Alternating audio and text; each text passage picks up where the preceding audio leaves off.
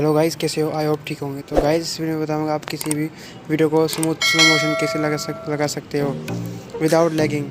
तो गाइस चलते हैं वीडियो की तरफ। तो गाइस वीडियो को कंप्लीट देखना, स्किप नहीं करना। तो गाइस इस ऐप का लिंक मैं डिस्क्रिप्शन में दे दूँगा। इस ऐप को डाउनलोड करना है। डाउनलोड करने के बाद ये इंटरफेस होगा। आपको कोई भी वीडियो सेलेक्ट कर लेनी है। इस वीडियो सेलेक्ट करने के बाद इसके नीचे सेटिंग आप देख रहे हैं, बिल्कुल आपको सेटिंग सेट करनी है अपनी वीडियो के हिसाब से।